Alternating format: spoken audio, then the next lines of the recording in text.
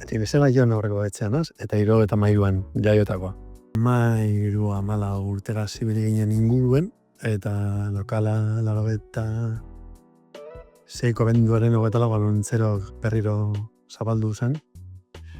Eta inguru horretan, desaro inguru horretan kaleak ibilte ginenean, hau zabalik ona hasi ginen gerturatzen, aizialde gune moduen, eta hortik norberen burue hain gazte ez ikusi gendunean ez ginela, 50 urte inguru alde do. Atzera beste urrengo belaunaldiko hitzi genion pausue. Behin barruen, behin lokalan ibilite, azten zaren gauzek entzuten eta gauzek egiten. Aurreko belaunaldikoei entzun, eta gero ikasi gurean galdetzen dozu, igazenan sortu zen. Eta jakin badakigu, 75, zorain gabiz 60. urte horrena ospatzen. Eta euizetez, elkartea 75 ingurune sortu zen, 75 uste gano 11an ospatzen da, ze garbikusi batzuetan agertzen direkta batzuk 75ko uztailaren 30-31 inguru horretakoa, baina aurretik ere mugimendu hon zen, eta zorrera izetez Eliza inguruen sorte zen, aizialdia dantza euskera segitoz, sasoi hori Franco sasoia zen, euskera zin zen egin, edo egin behar bazan eskutuen egin zen, adazpagan. Orduen entzundako gunez, sasoi horretako gazteak hasi ziren Elizaren babesarekin, Eliza ondoko lokal honetan. Bai dantza taldea, bai euskaraz berbaiteko, euskaraz ologetako, eta bai meniertera egiteko, apur bete, euskaraz aizialdia egin alizeteko.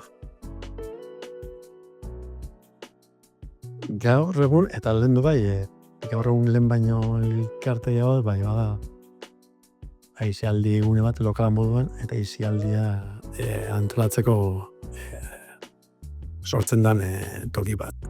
Gazteak elkartzen dira, 75etik ona belaunaldi pasatu garenez, gazterie referentzi moduen badeko, hori bai, eta elkartea.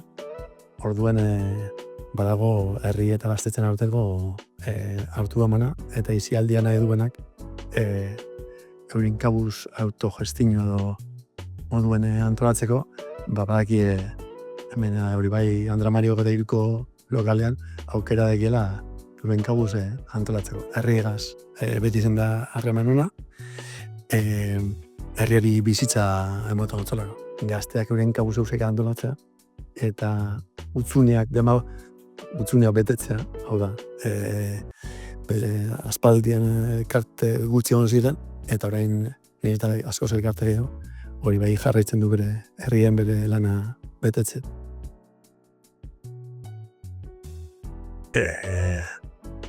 Alde batetik